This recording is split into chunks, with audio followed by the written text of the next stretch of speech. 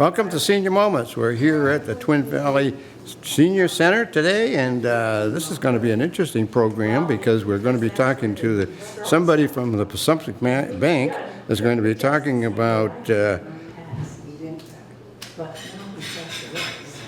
fraud has many faces. Do you know what to look for? And so we'll find out who he is and or her, and we'll have a good presentation for you and enjoy it. As a matter of fact, it probably is not a bad idea to listen to what's going on here. I guess there's a lot going on around the world, and so we're getting it right here in Vermont. And then Stan is the Growth and Experience Officer Vice President. And where's your office? I'm based out of St. John's. St. John's. I'm Stan. So I think they're going to do a little presentation. They're available to answer questions. And they have little take-homes for you. You can just have everybody's attention for a couple moments so we can talk about what we just passed out. So again, good afternoon, everybody. Thank you for having us. I am Stan, and this is Brandon. We're both from Pacific Bank. But we're here today to talk to you about fraud. Fraud has been on the rise, and it's continuously keeps on growing. And it's targeting all different sectors, all different age brackets, and all different folks.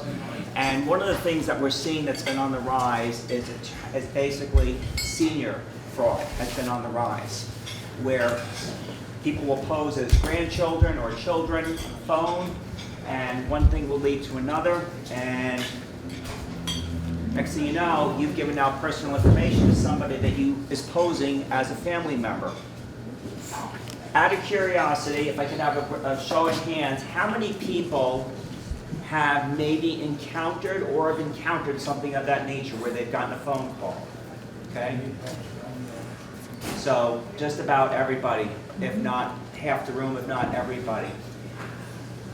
My next question to you is, were they posing as somebody that you thought they were a family member or someone that closely you knew? No.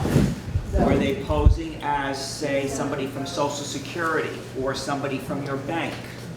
Show of hands of how many people were posing that they were from a different institution, say Social Security or from, okay, or Medicare. Medicare, I go all the time. Okay. Very common, very common. And that's what will lead into actually when they start asking open-ended questions and you think that actually it really is somebody from Medicare or from the bank or Social Security. Social Security. I just heard you saying that too. Brandon and I were with a customer today, and he said he had 5 taps of people trying to do fraud with him in one day, a business owner.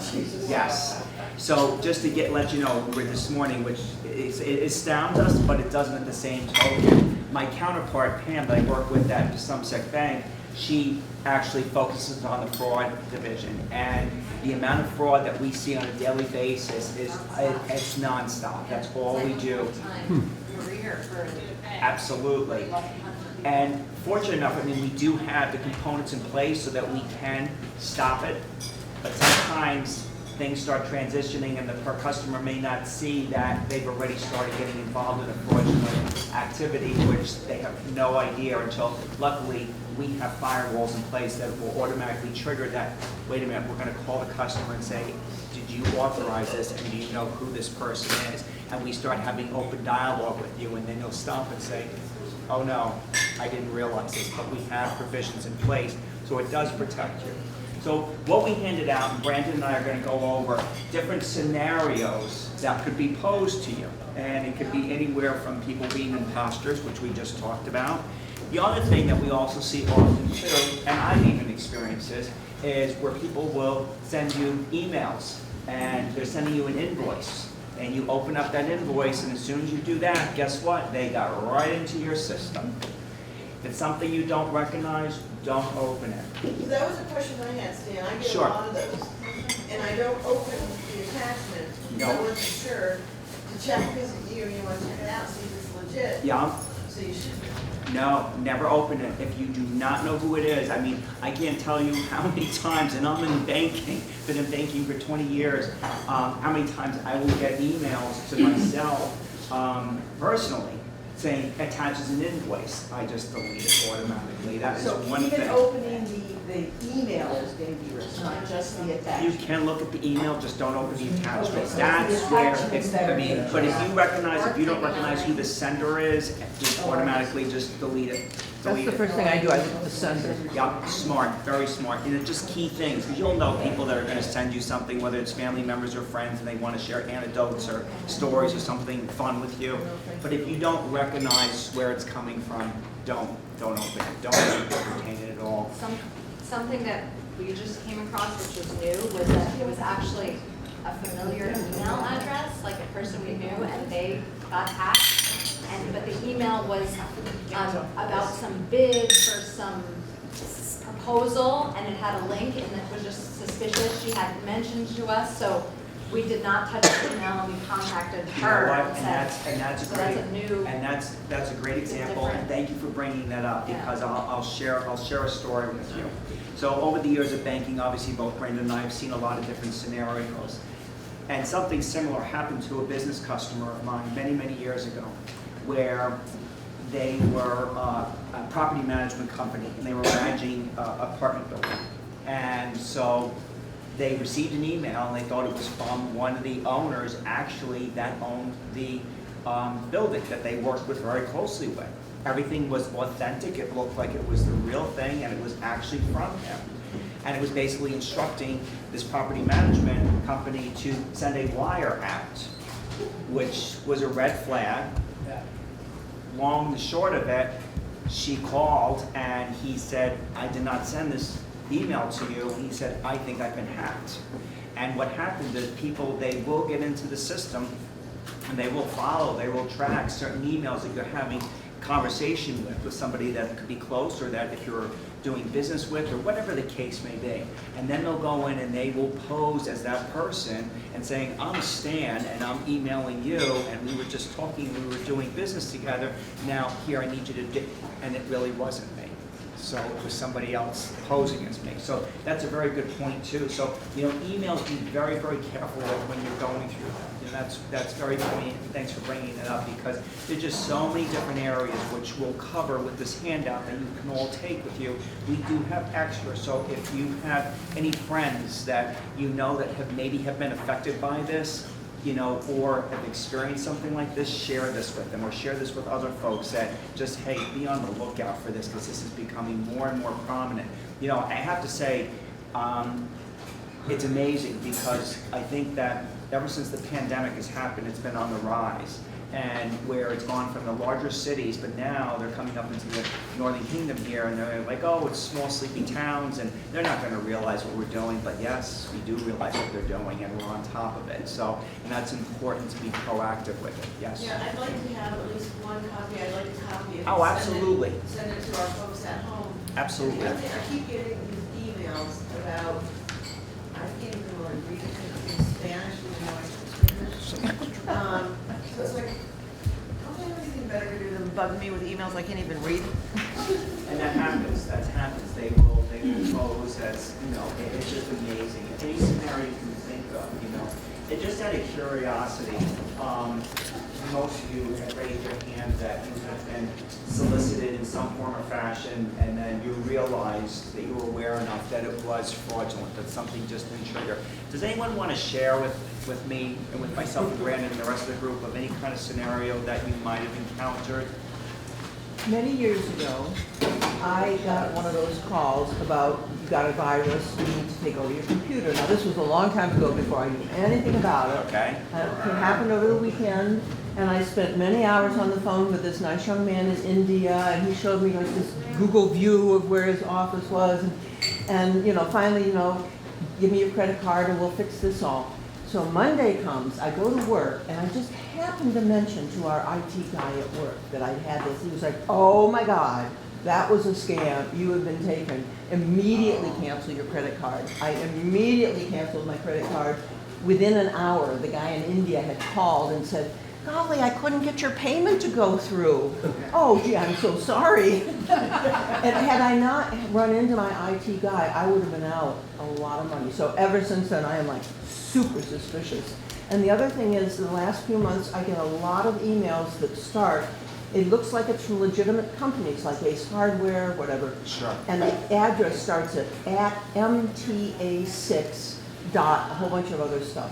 And all of these at MTA6 things, I think are scams, and I just Oh, sure. delete. Yep. And I reported it to Consolidated, because somebody's using that domain to get to Short to people. get in there. Yeah, so I always look first at the return address. If it's MTA6, gone.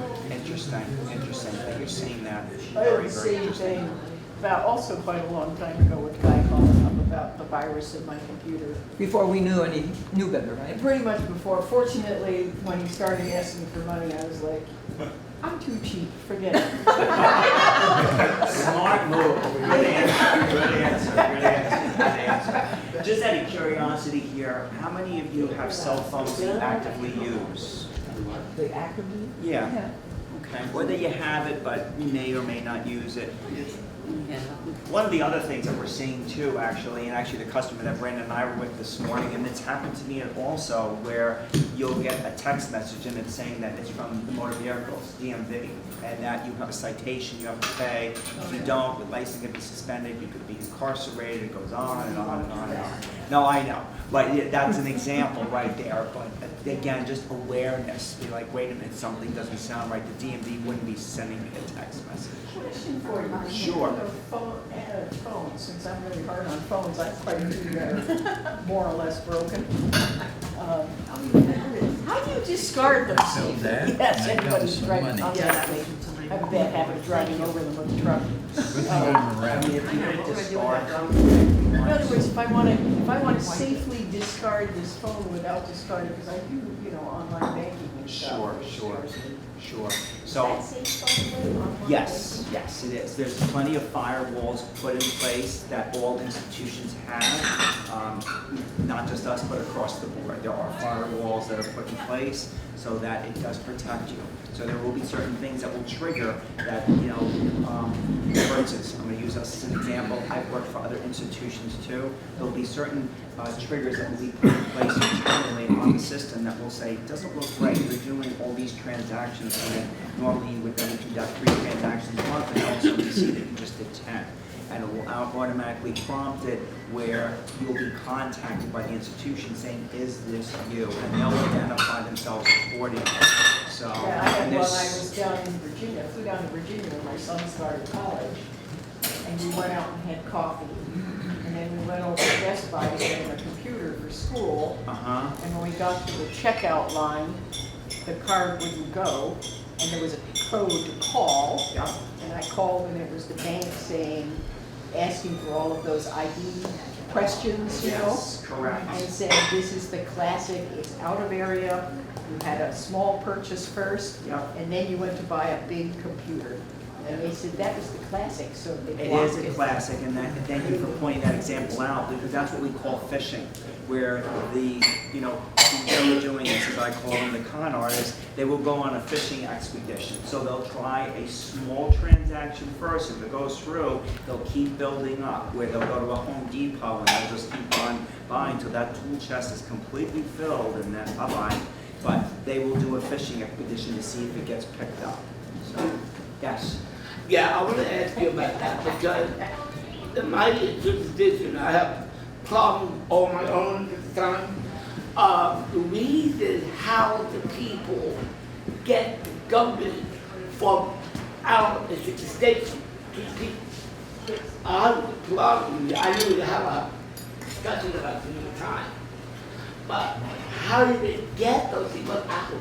Okay, yeah, That's the problem. George, I think you're asking for how does the government identify this? That's it. So, Nothing is right. no, and the government is very I influential. It's get all it. different levels. I will tell you this, all different levels of legislation is involved across the United States. There's certain areas that we will focus in on to see exactly where they're able to identify, where this is exactly coming from. Some of it's coming from Nigeria, India, all over the world. Where I have a this- nephew whose only job is to work all night long for Verizon Right. intercepting scam stuff from Wow. China. Wow. And he has to work at night because that's when the Chinese. Right, take because over. because And it's that's all he does, he's full time. interesting.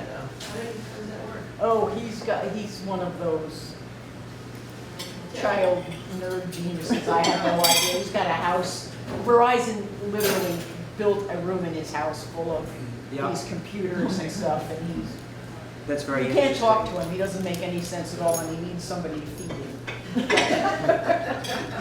That's very interesting, and yes, and I do know that they do, actually, the major companies do have that in place, you know, just like the banks have made provisions, the larger companies too across the board, AT&T, Verizon, any of those have also made provisions. Even the much larger institutions that are across the United States, Chase, Bank of America, I know them, you know, somewhat well, and they also have 24 hours because of being nationwide. So the bigger you are, the more provisions you have to make, you know. Just like, you know, Somerset was a nice regional, small community bank, at the same token, we have provisions put into place so that we can cover the entire area. So, all right, I'm gonna stop talking and I'm gonna have Brandon, he's gonna go through this entire sheets with you, and it's going to give you different scenarios and things to take a look at and just keep mindful of it. And again, we do have extra ones here, so if you want to take one for a friend, somebody that you want to share this with, I encourage you to. So I'm going to turn it over to Brandon, everyone. Thank you. You jumped up too soon, I was gonna ask you if I had a call. So my name is Brandon. I manage our branch here in Berlin, so, you know, only about 10-15 minute drive from here. So I'm right, you know, in the same community with all of you, so I'm very familiar with what's going on. So like the last thing, you know, he was talking about, for example, where are these people coming from? It's not always just, you know, things like India and places like that. There's a lot right now that's going on of people that are right here in our community that are working for, you know, a bigger person somewhere else that are doing these type of things. Like there's one right now of people that are stealing your tax return checks out of the mail before you ever get them in our specific community, and they're using these machines to change the names and things on the checks and then bringing them somewhere and cashing them themselves, making whole driver's license and things, pretending to be the person who was on that check. So it's not just, you know, outside of our community. Unfortunately, there's a lot going on around here too. So luckily, things like that, you know, as a bank, we're always looking for stuff like that, finding ways to get ahead of that and protect you as a customer. But we'll just go through some of these things in this handout. So everything that's in here are kind of the most common scams that we're seeing currently. So the first one, of course, which one of you had talked about with the computer tech support scam, that's been going on, you know, for a long time. And I think luckily now, since it's been going on for so long, everyone has kind of gotten used to knowing that that's a scam. But of course, you know, the second something like that happens and they start asking for your bank account information or your username or your password, things like that, someone's never going to ask you for information like that. They never should. So the second something like that happens, just, you know, hang up the phone, call somebody you know, and they'll be able to help you identify that. Of course, that's not. I had one of those pop-up messages just this morning saying, I installed a while back a Trojan virus on here, and now you need to give me access so that I can wipe it clean. Yeah. Yeah, or they say they've got pictures of you on the dark web, Yeah. visiting adult porn sites and all that, it's like, Yeah. really give me a break. Yes. Which obviously you know that you haven't done that, so you know immediately that that's a scam. But if a scenario, you know, like that happens too, and you don't know how to get out of it or get it off, we have a lot of good local computer places in our area around here too, and I'm sure they'd be happy to help you, you know. We have a lot of small businesses too, though. Something as simple as that, you could probably, you know, just talk to someone like me, for example, at wherever you bank, or someone, and they could tell you, you know, without you having to go through the trouble. How common is that check washing stuff? Well, that's, so like what I was just talking about, that's one of the big things that's going on in New England right now. In Vermont, New Hampshire, Massachusetts is check washing, where they have these big machines that they paid for that specifically can change things on like a check. So the one that we're getting now though, they're actually not changing anything on the check. They're intercepting a check, say that was coming to you in the mail. They're intercepting it before you get it, and they're using their technology to build a whole fake identity pretending to be you. So they'll make a fake driver's license and find out information, you know, about you, and then they'll try to go to a bank and open an account so they can cash that check that they stole. Luckily, like we had already seen it in a couple of our branches, and we have systems we run, and we can immediately see, you know, things aren't matching up here. Like this can't be this person, so luckily they're not actually getting to that point. So do you run the checks through something and you can determine?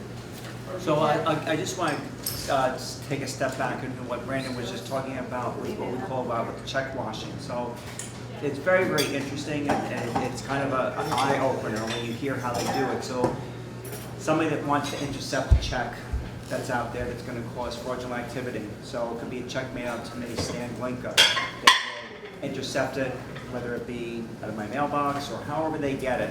And then they will take it and they will actually lay the check into trays, just like you had today with lunch you got served, with acetone.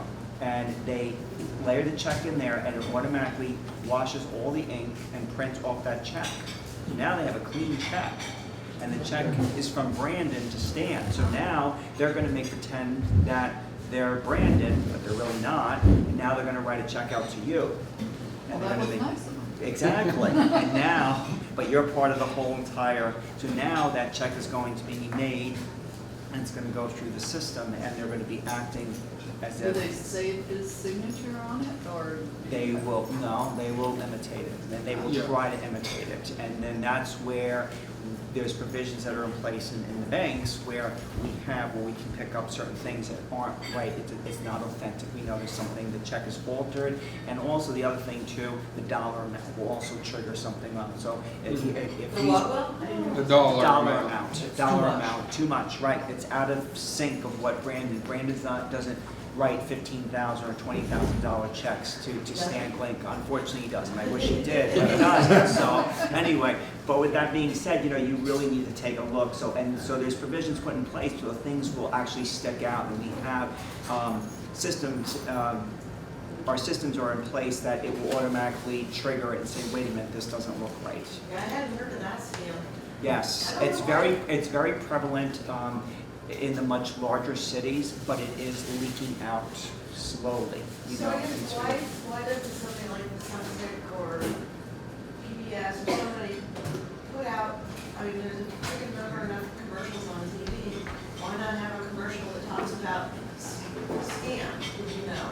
But you know, that's very poignant, and that's why we're doing a lot of outreach programs like this to basically target, you know, groups that would definitely bring it to your attention and talk about it. And we're very big on that at the SUMSEC, actually. We do a lot of talks to a lot of the senior centers, and then it broadens out from there, and basically educating people with it. So anyway, I'll let Brandon Yeah. keep going. And aside too from, you know, systems that banks have in place to catch things like that, like one of your checks being changed, obviously, you know, someone like myself, I've looked at them for so long, you know, we're gonna have people in the branch that are gonna know what to look for as well. Like the first thing, you know, if one of you is my customer and someone brings in a check that was written out from you to them for, you know, any amount that seems odd to me, you know, even over $500 if you don't write checks usually. I'm gonna immediately go into your account, I'm gonna research checks you've written in the past, I'm gonna look at your signature, and just from that I'm already gonna know, you know, clearly someone forged this check, that's not your signature. And then a lot of times, depending on what it is, I'll go even above that too. If I, you know, I'll give you a call off the number that I have for you on the system, you know, no fake number anyone else has. And I'll be like, you know, did you actually write this check? Obviously, I don't think that you did, but let's just confirm, you know, with you as well. So, and that's on top of, you know, we have all the programs, as he said, in place that are going to catch things being out of place anyways. So you got that as well as the people like myself that are looking at everything. So Yeah, I got one of those too, when I accidentally, my bad, and then I go to check the town taxes. Yeah. $1,200, and I wrote it out for, Town like that. or something like that. And the bank called me, I was thinking, surreal, So what would happen then? Do you call the police or you just keep the check and say, we're not gonna cash this? So for an instance, like you're saying, you're my customer, someone stole a check from you that they Yeah. wrote like to And themselves. they're right at They the tried to bank. cash it like Yeah. with me. So like I said, I'll do the research, and then once I find out, obviously, that it's not the case, I'll let you, the customer, know someone, did this. Obviously, I know it's not real, I'm not cashing this check. But just as a heads up, someone's got your information, so we might want to open you a new account so no one knows your account number, things like that. We can get that taken care of. And then you, as the customer, would want to talk to law enforcement, obviously, because it's your own account. And then once something like that happens, that's when the bank would then work with you and law enforcement. So the bad guy comes to the bank with my check that he stole, or she stole. Yeah. Not the sexes. And you determine that I didn't really write it, and you say, no, I'm not gonna cash this. Mhm. You don't give it back, you keep the check. So we're going to try to keep the check immediately. That's the thing we're gonna try to do. Obviously, if this person is hostile and they're like, give me back that check, we're just gonna, give them back the check. No one's gonna put their life You're in. gonna like spilling. But we're always gonna try to record that. It's the same, if someone brought in a $100 bill and it was counterfeit, you're always gonna try to keep those things, so we'll have them for law enforcement.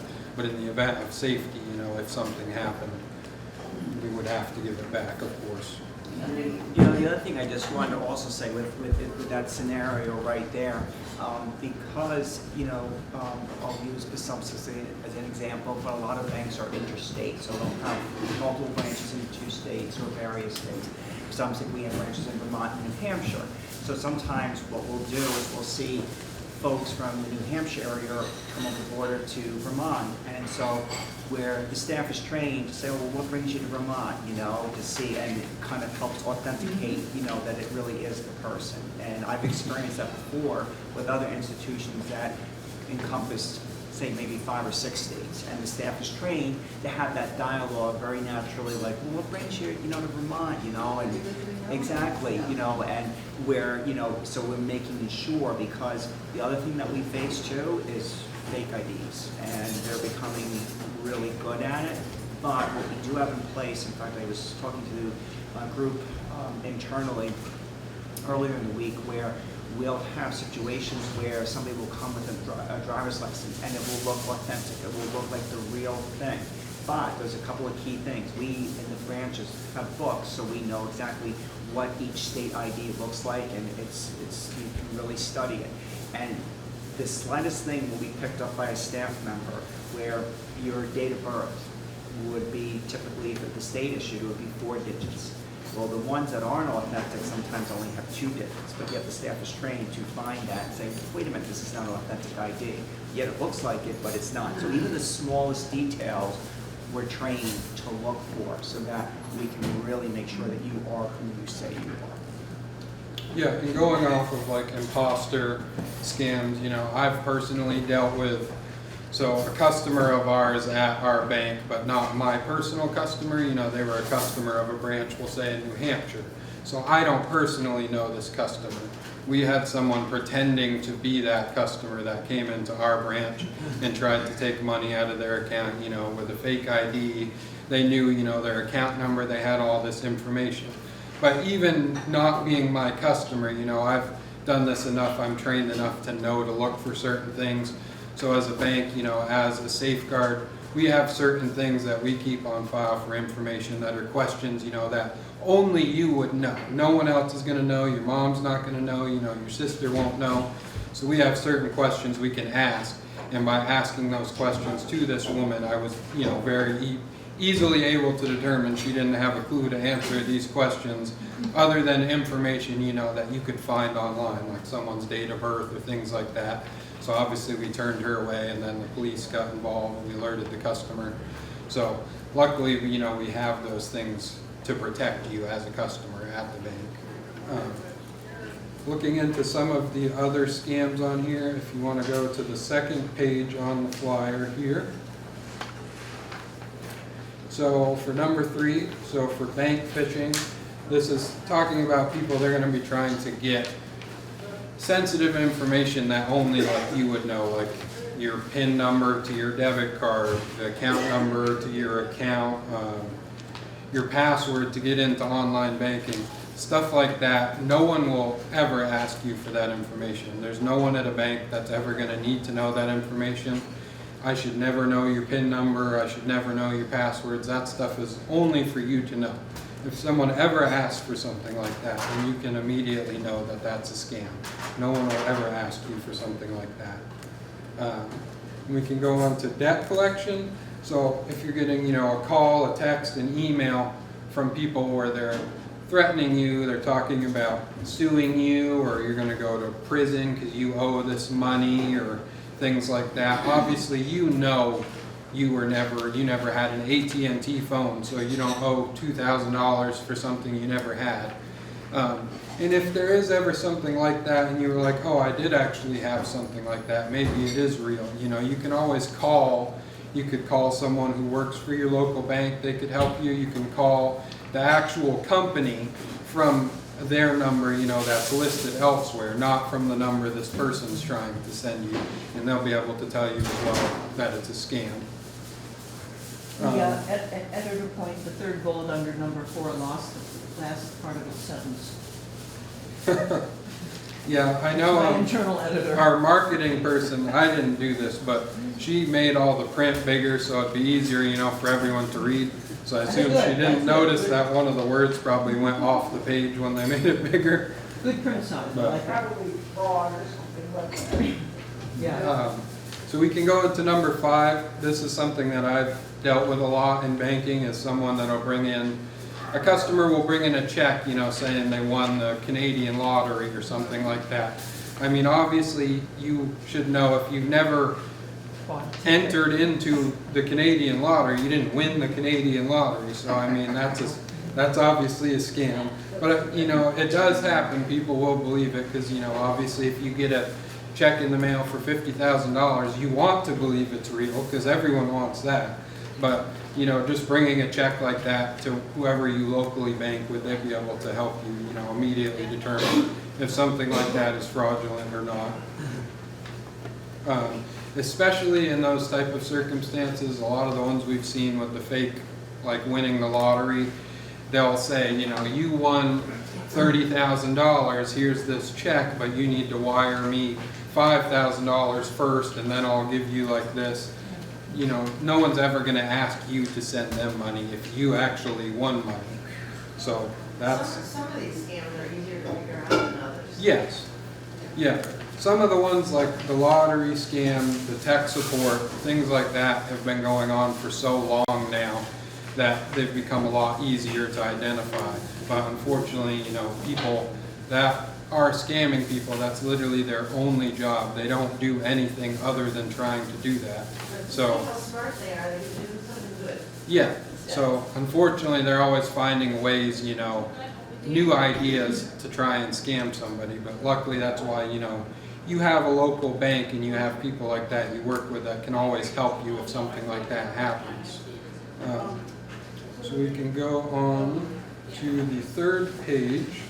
We already talked about Medicare a little bit with Social Security, but that's just, you know, if you get a phone call, I'm sure a lot of you have, out of any of the ones you've had, you've probably had people impersonating someone from Medicare or Social Security. A company like that, of course, you know, they're always going to have specific numbers or way to contact them listed elsewhere where you can get a hold of someone and they could quickly tell you, you know, that was not us.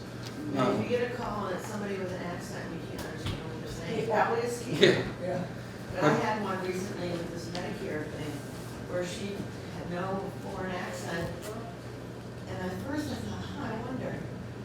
And then she started asking me all these questions. I said, this is a scam and you know. She goes, no, it's not. I said, yes, it is. Bye.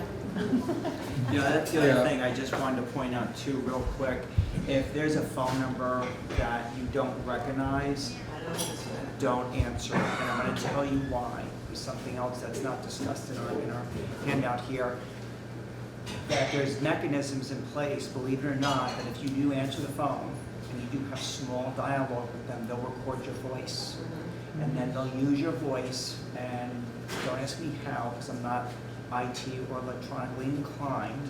They will take that voice and now they will use it to do other things with, as they're posing as you to get more Especially if you're not identification supposed to on say you. yes to anything.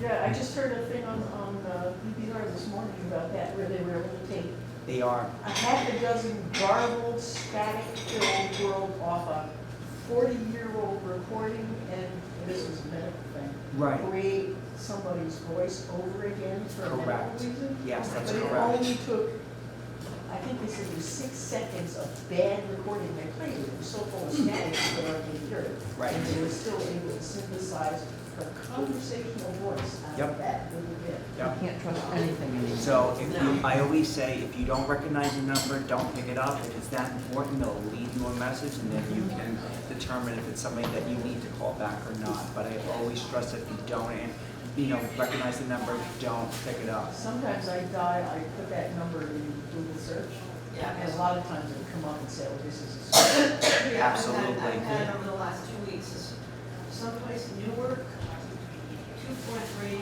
I knew the number by heart, they called so many times. They were calling 5, 6, 7 times a day, never leave a message. No. And I did the same thing, Kathleen, I looked it up on Google, it's the most likely a scam. It is, and the nice thing about it is the different carriers, especially with cell phones, myself personally comes up with a potential scam. I'll go for days on end where I have nothing, and then all of a sudden I'll get like a slurred onset where my phone's blowing up all day, and it's nothing but scam. And it'll say potential scam on it. So even the major, so as you were talking before, your nephew or Here's my son. your son, I'm sorry, that works for Verizon. Oh, my nephew. Your nephew, okay, works for Verizon, and I have Verizon personally, that it will come up, they have a program so that it will say potential scam, so that and I wouldn't even bother, so. And to continue on that as well, about not answering the phone, even if the number looks familiar to you, going into number 8 on the form here, people, these scammers, they found a way to use numbers that look like a local number, like they'll find a way to use a number that looks like you're getting a call from the local police station or from, somewhere in town. But obviously, if it actually was something like that and it was important, they will leave you a voicemail. So yes, definitely do not pick up the phone unless you know who it's calling. Your child is calling you, someone you I know. get calls from And I can't myself. even believe that. Yeah, I've gotten one of I those. get calls and emails from my own name, and I'm like, I don't think so. Do You you really think want I'm me gonna to fall send for you this? money? But Yeah, right, it's send myself a lot more sophisticated, a lot faster, a lot more. Yeah. So then our next scam here talks about relationship imposters. So this is somebody where over time, they'll be talking to you, we'll say through Facebook or through something, and they'll, get familiar with you to where you're comfortable with them. And then eventually, after a certain amount of time, they may say, oh, my son is in the military or whatever, he needs $2,000 or something like that. That's become a very common scam because they'll take the time to talk to you, over a period of months to develop a fake relationship with you. Obviously, if it was someone that actually was close to you, they're not going to be doing something like that. Well, there's a lot of that on Facebook. I get Yeah. all these friend requests from these men Mhm. who say they just lost their wife, Yeah. or there's some such nonsense, and they want me to accept their friend request. You must be a lot nicer than I am. I never get any. But I shut them all down, so I don't know why they keep trying. Yeah, which is good. And that's very common, like what Brandon was saying. The other thing I just wanted to go back to with phone numbers, it just dawned on me now that I want to share with all of you. The other thing that will happen sometimes is it will appear to be a local number in this Oh, yeah. demographic Oh, that yeah, will come up. All the time. And where they will buy local numbers, and that's good, I'm glad you're all aware of Yeah. that, because I've had that happen. I actually had somebody call my cell phone number with my cell phone one time. And I took a double take, I could not believe what I was seeing. That's, and somebody actually had my cell phone number and was calling me on my cell phone. Well, a lot of And it times, came up with my name, and I, oh, yeah, yeah, 'cause a lot of times it will have like a callous number 456. yeah, But no name, and it's like, I'm not answering this. good, And all right, good, unfortunately, that's every time good. you block it, it comes back with another similar local number. Exactly. Well, good, I'm glad you're all aware of that, just something I wanted to point No, out, so. thank you. Which that's, yeah, how you would know immediately too that it's a scam. If you block this local number and then they call you again from a different local number, obviously they're impersonating and just keep calling. How do they even do that? How do they call from what looks like a local number? There's so much like, you know, there's been so many advancements in Can you technology. buy them? I think you can You buy. can buy bulk fake box of numbers. Unbelievable. And we had already talked about the check washing scam. If you want to go to the very last page here, Oh, this specific scam happens probably more than any. Bless you. Not in Plainfield. Well, they try. Yeah, it's typically only through text. They don't usually call, where they're impersonating, you know, Easy Pass, saying you owe a toll for New Hampshire or something.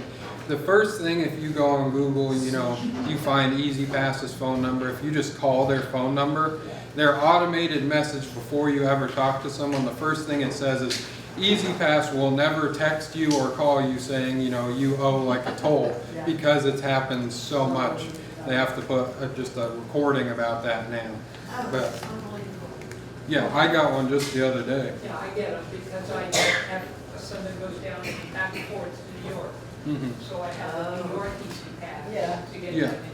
Yeah, I got her on my New York easy pass. It really, the first time it happened, I was worried, because luckily, I have an account. Did you drive down? So I went in online to check, in fact, if I had something that was not yet paid. Because there are times when my son doesn't remember,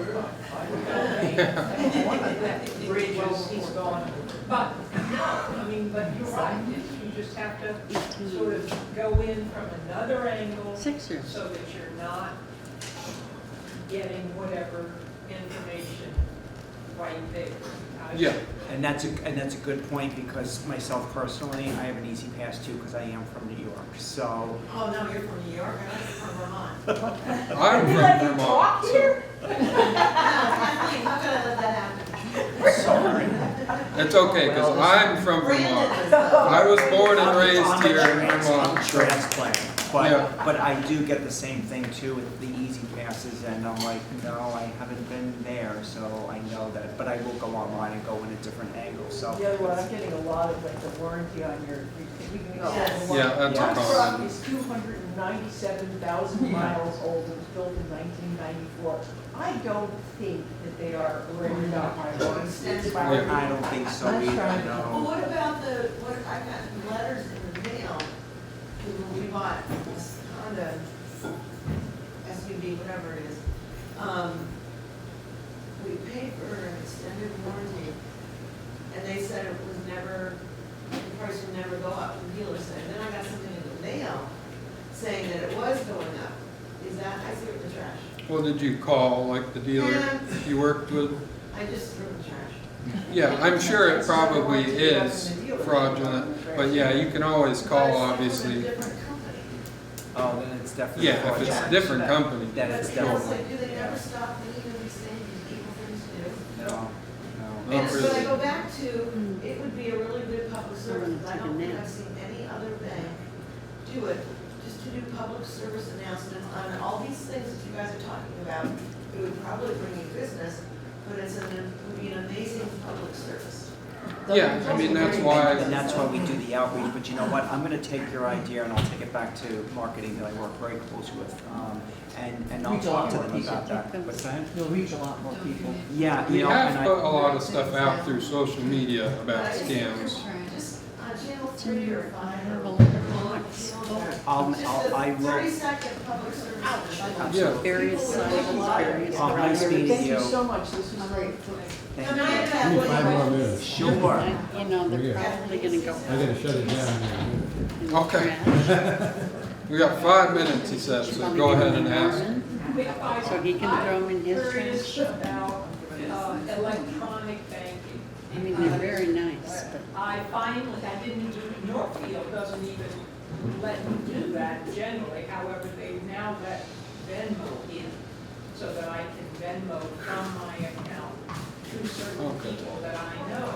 Right. But I'm very nervous about PayPal or any of the. Be very careful with that.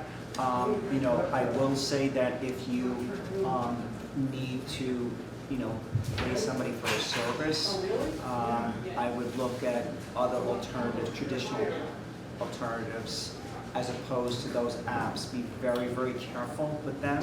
They do not always have the firewalls that are, or the provisions put in place to protect you, all of us as consumers. I refuse to. So So be very, very careful with if that. it's the true app, What's that? I can talk about those because I use them a lot. I hate those. I run a small business outside of work, so I have to use things like Venmo, PayPal all the time. Those actual apps, you know, the actual companies, they do not charge you a fee to use them. So if you're using Venmo and you needed to send your sister money or something through there, if you're actually through Venmo, it's never going to charge you a fee. So that's immediately the first thing to look at. If you're on somewhere and they're trying to charge you a fee, then it's definitely a scam. And if you're using those things correctly, you know, you can always ask someone for help. Like most people like myself that work with these things all the time, you know, I can help you with it. I'm sure there's someone, if you have a local bank that is familiar with it. If you're using them correctly, they are a great tool to have. They are safe. PayPal asks you about, do you want to cover the, is it PayPal? The Oh, no, fee. It's GoFundMe.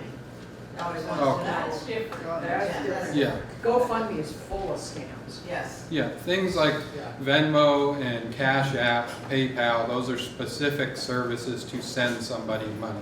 Speaking, just before I have to run, I have to transfer money all the time to Canada. Mhm. Is there a safe way to do that? I've been doing ACH transfers Through the from bank. my bank to, That's probably the best option. That's the best option, so. because my you- granddaughter's in college there. Sure, sure, absolutely. No, that's the best way. Do either wire transfers or ACH and go into the Wire banks. transfers $15 every Yeah, time. Okay, so- it gets tough because it's international.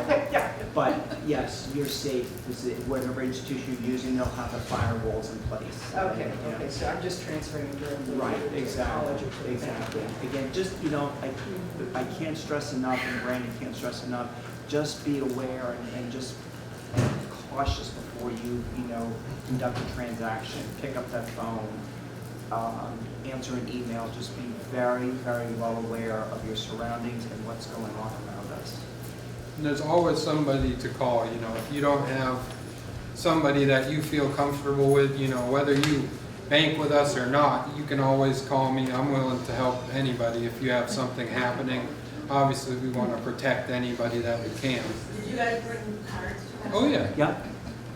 Yeah, and we can obviously leave you with our information too if you want to put it somewhere.